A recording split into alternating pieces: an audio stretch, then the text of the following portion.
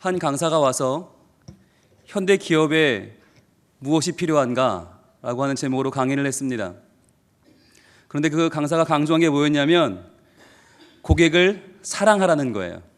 그리고 그 사랑을 표현하라는 거예요. 현대는 고객 만족을 넘어서서 고객 감동의 시대라고 하지 않습니까? 고객이 감동해서 정말 가슴이 절절절절 할 때까지 잊지 못할 만큼 사랑하라는 거예요. 그러면서 예를 들었는데 미국의 노드스트롬이라는 백화점의 예를 들었습니다. 이 백화점에 어느 날 한 중년 여인이 타이어를 들고 왔어요. 자동차 타이어를 들고 왔는데 보니까 먼지가 풀풀 나요. 타도 한참 탔어요. 그런데 이걸 바꿔달라는 거예요. 돈으로 환불해달라는 거예요.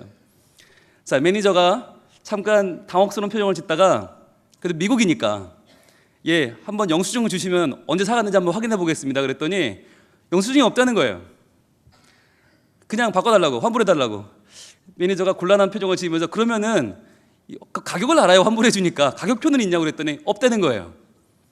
아니 영수증도 없고 가격표도 없는데 그 타던 타이어를 바꿔달라고 그러는데 어떻게 했을까요? 이 매니저가 고객님 불편을 끼쳐드려 죄송합니다.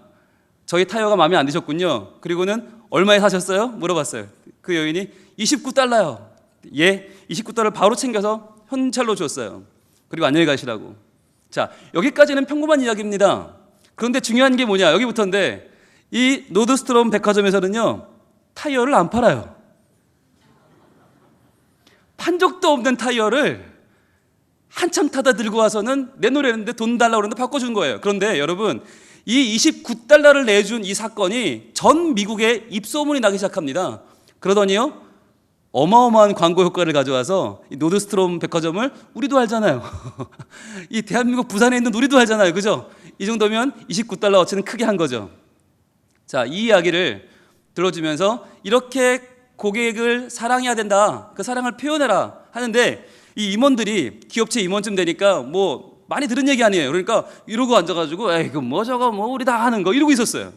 그랬더니 이 강사가 자 실험을 하나 하겠습니다. 그러더니 이제 핸드폰을 꺼내라는 거예요. 전부 다 꺼내서 이제 내가 시키는 대로 그대로 문자를 보내라고. 누구에게? 아내에게 이렇게 보내라는 겁니다. 여보, 당신은 나의 소중한 보물이요. 당신을 내 마음 깊이 사랑하오. 당신 때문에 행복한 당신 남편으로부터. 자, 이렇게 문자를 날렸습니다. 어떻게 됐을까요? 자, 한참의 침묵이 흐르고 띵띵띵띵 답장이 들어오기 시작했습니다. 답장이 이렇게 왔습니다. 여보, 교육 시간에 딴짓하지 마요. 강의나 잘 들어요.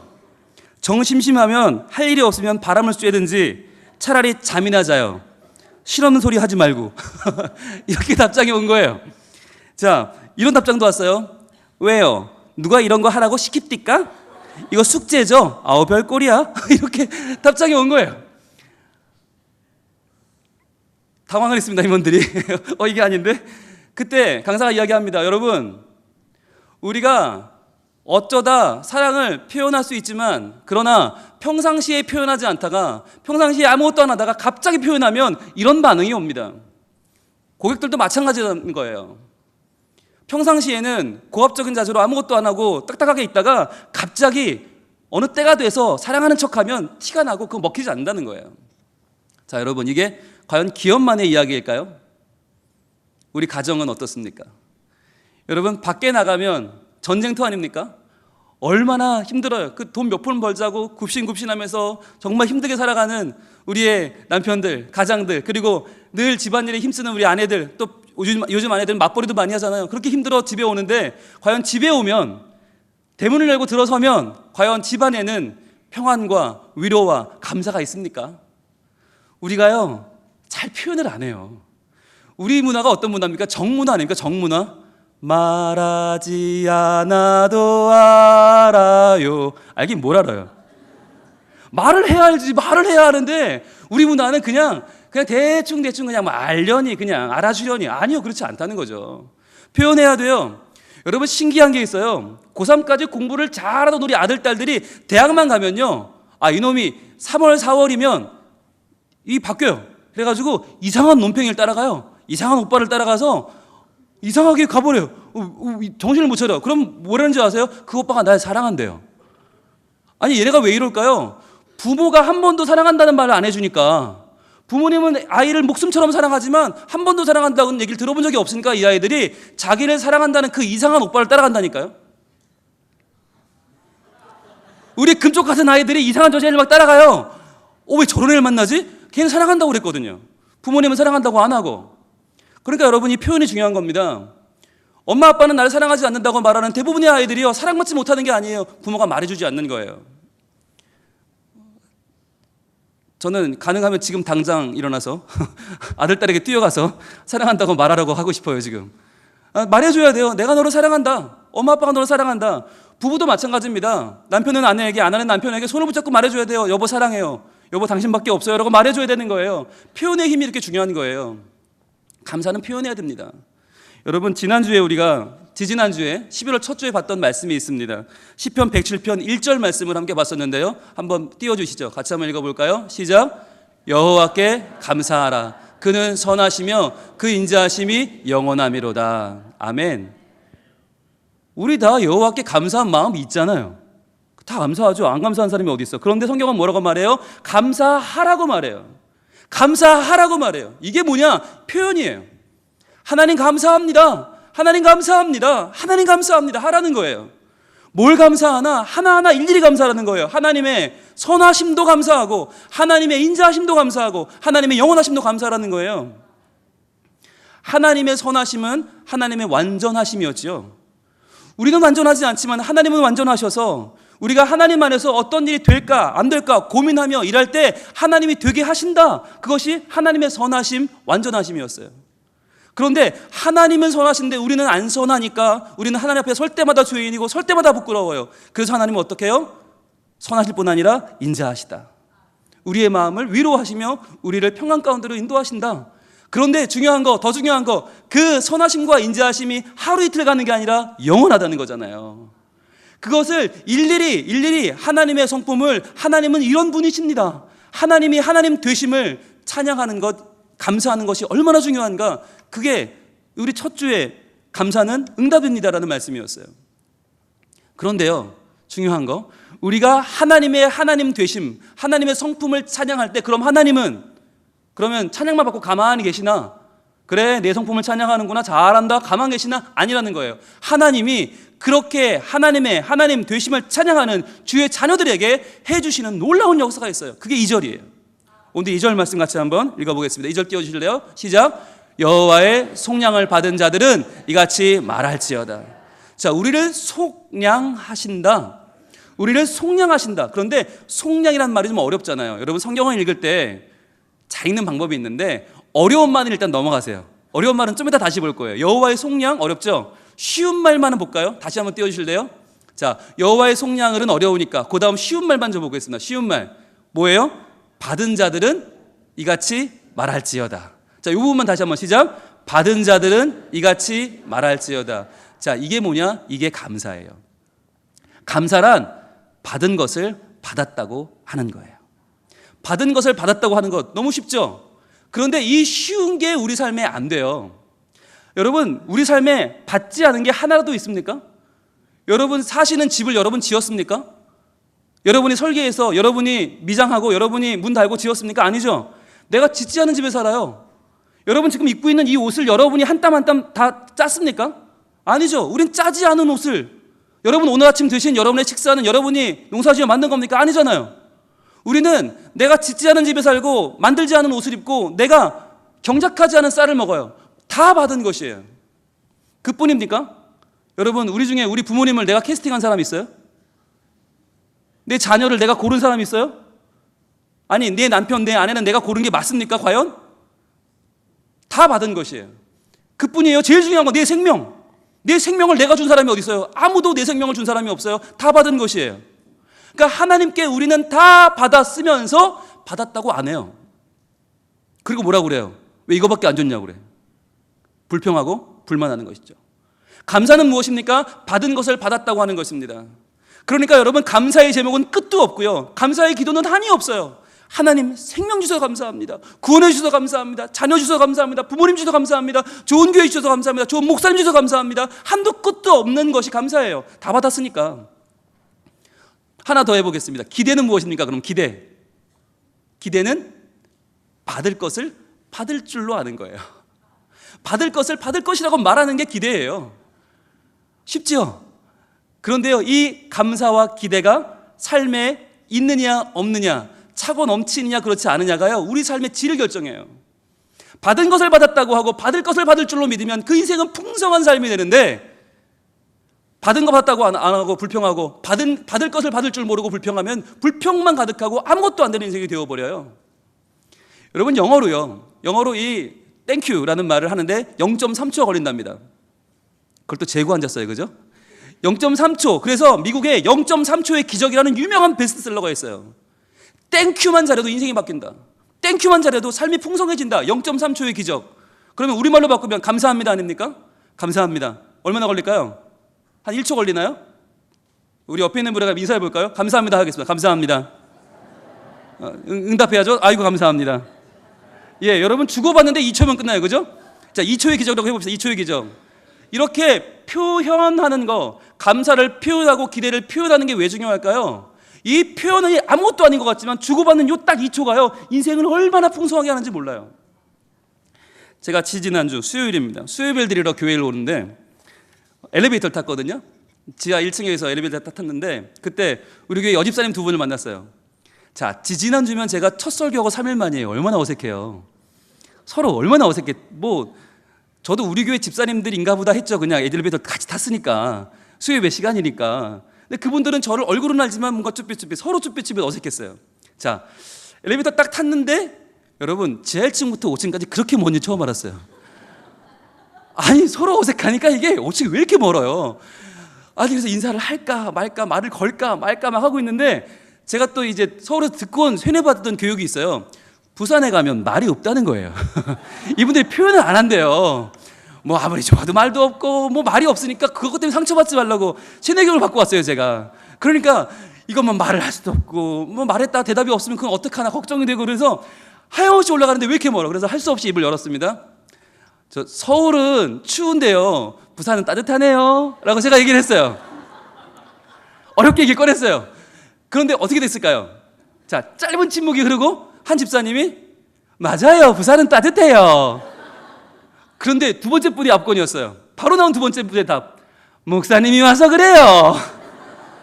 와, 여러분, 아니 누가 그랬어요? 누가 부산 사람 말 없대요? 누가 표현 안 한대요? 나오라고 그러세요.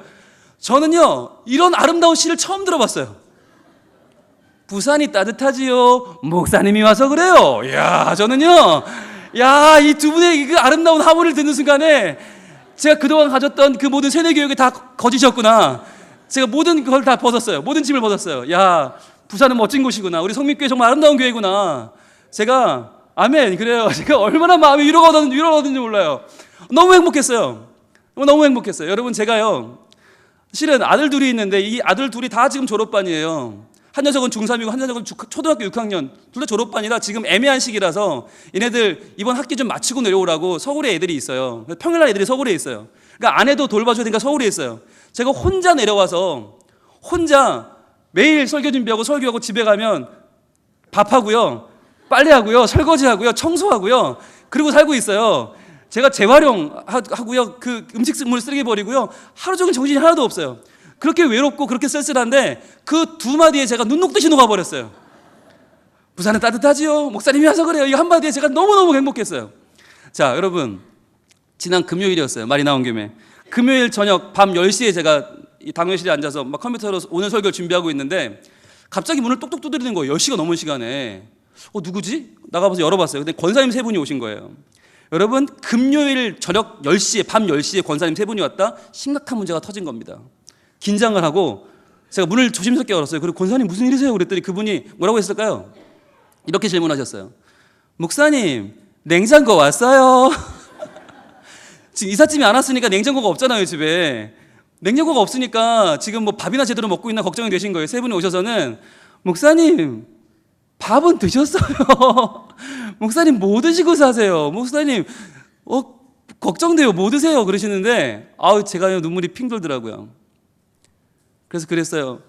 네, 저 불쌍하다고 저희 집사람이 냉장고 하나 사줬어요. 어제 냉장고 왔어요, 권사님. 이제 저 잘 먹고 잘 살아요. 그랬더니 권사님들이 아우 다행이네요. 목사님 다행이에요. 식사 꼭 하세요. 그리고는 가셨어요.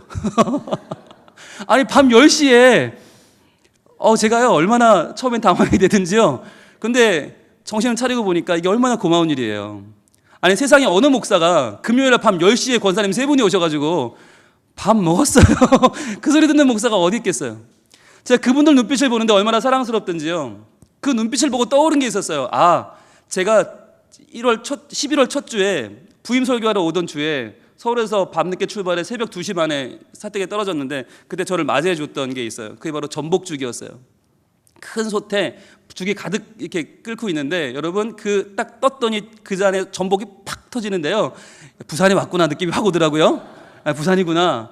그런데 그 전복죽을 저 눈빛으로 끓였구나.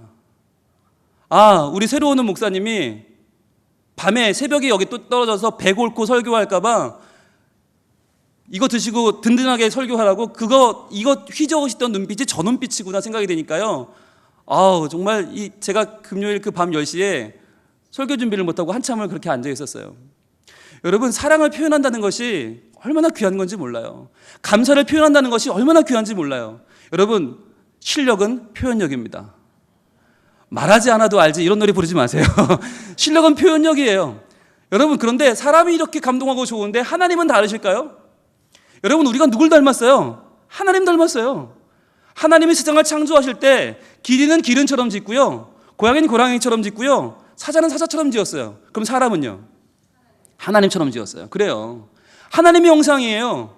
그러니까 인간은 하나님의 형상대로 지음받았는데 하나님의 성품, 하나님의 진심, 하나님의 취향이 우리 안에 다 들어있어요.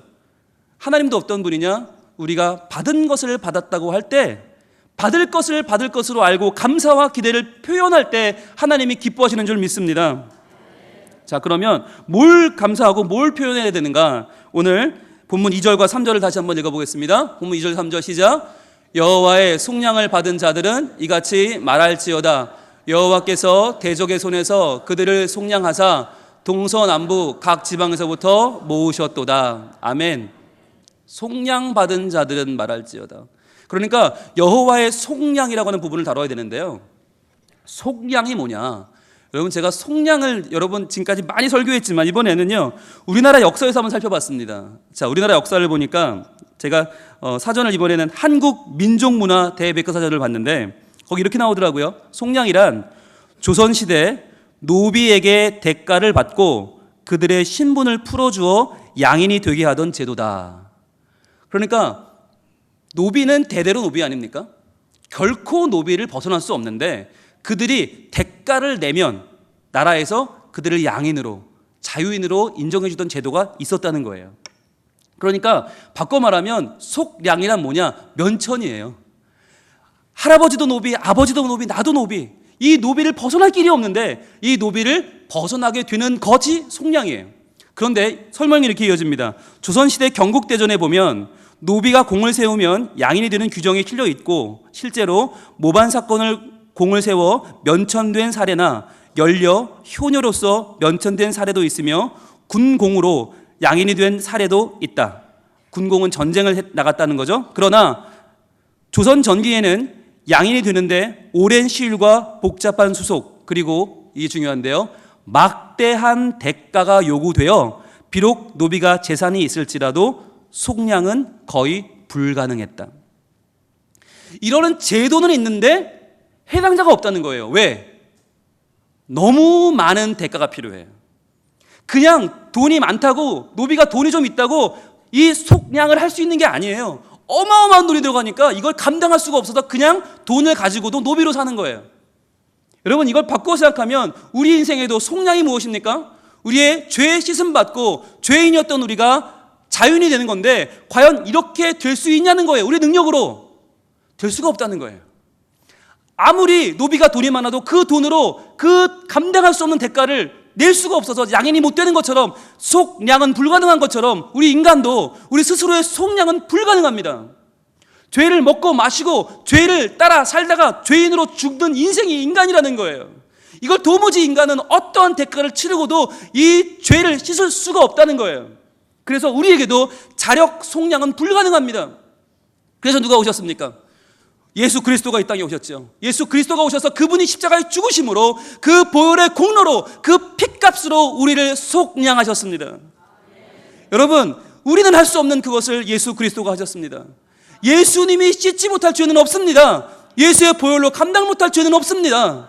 우리의 모든 죄는 예수님의 보혈로 씻음받은 줄로 믿습니다. 할렐루야. 이 사건을 로마서 6장 6절과 7절은 이렇게 기록하고 있습니다. 로마서 6장 6절 7절입니다. 우리가 알거니와 우리의 옛사람이 예수와 함께 십자가에 못 박힌 것은 죄의 몸이 죽어 다시는 우리가 죄에게 종 노릇하지 아니하려 함이니 이는 죽은 자가 죄에서 벗어나 의롭다 하심을 얻었습니다. 아멘. 분명히 우리는 죽을 자인데, 죽은 자인데 우리가 죄에서 벗어나 의롭다 하심을 얻었습니다. 여러분, 더 이상 우리는 죄의 종이 아닙니다. 우리는 더 이상 죄로 인하여 죽을 자가 아닙니다. 우리는 하나님의 백성이요 천국 시민인 줄로 믿습니다. 자, 그래서 우리가 이제 속량을 얻었는데요, 속량을 얻었지만 우리 삶의 자리는 아직도 변하지 않았어요. 그래서 하나님이 하신 일이 또 한 가지 있어요. 3절 말씀 같이 읽어보겠습니다. 3절 시작. 동서남북 각 지방에서부터 모으셨도다. 아멘. 우리는 죄 씻음 받고 속량을 받았지만 지금 어디 있느냐? 동서남북에 다 흩어져 있어요. 왜 하나님 품에 있지 못하고 다 흩어져 있는 겁니까? 왜요?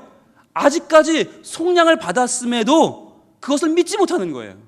그것 가운데 거하지 못해요. 그것 가운데 하나님의 품에 있지 못하고 다 도망가 있는 그 자리에서 지금 머물러 있는 거예요. 그걸 어떻게 한다고요? 동서남북에서 하나님이 모으신다고요. 그래서 이제 내 품으로 돌아오거라. 이제 넌 나와 함께 있어도 된다. 돌아오거라 하는 거예요. 너의 죄는 씻음받았고 너의 신분은 바뀌었고 내가 너를 사랑하며 너는 이제 감사와 기쁨의 찬양을 불러라. 우리를 끌어안아 주시는 거예요. 이스라엘의 역사가 뭐냐면, 이스라엘 역사는요 동서남북으로 도망친 역사예요. 하나님이 아브라함을 불러서 가나안 땅에 있게 했지만 그는 어떻게 했어요? 기근이 찾아오니까 남쪽으로 도망갔어요. 애굽 땅에 갔어요. 거기서 자기 아내 사라를 누이라고 속였다가 큰 낭패를 당하죠. 다윗은 어떻게 했어요? 사울이 자기를 죽이려고 하니까 다윗이 서쪽으로 도망갑니다. 블레셋으로 갑니다. 근데 여기도 자기를 죽이려고 하니까 거기서 미친 채를 하고 또 어디로 도망가느냐? 동쪽으로 도망가서 모압 땅으로 도망갑니다. 이스라엘 백성들이 왕조가 끝나면서 어디에 망해요? 바벨론에 망해요. 그리고 북쪽으로 끌려가요. 바벨론에 끌려가는 거예요.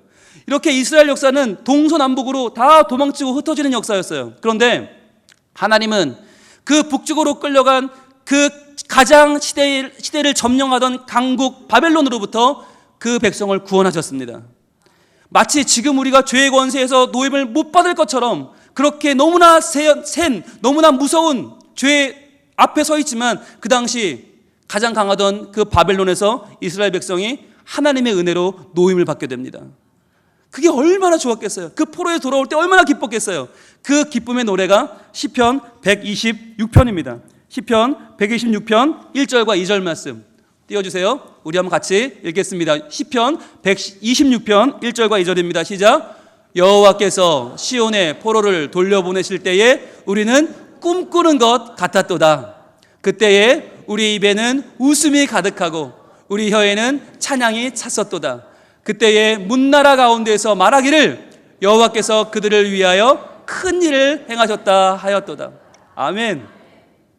여러분 지금 어디 계십니까? 혹시 동서남북에 하나님의 눈을 피하여 지금 내 죄를 아파하며 지금 동서남북으로 피하여 숨어 계시지 않습니까? 지금 하나님 앞에 몸은 나와 있지만 마음까지 나오지 못하고 혹시 두려운 마음, 불안한 마음 같지 않습니까? 돌아오십시오. 하나님이 우리를 하나님의 전으로 모으실 것입니다.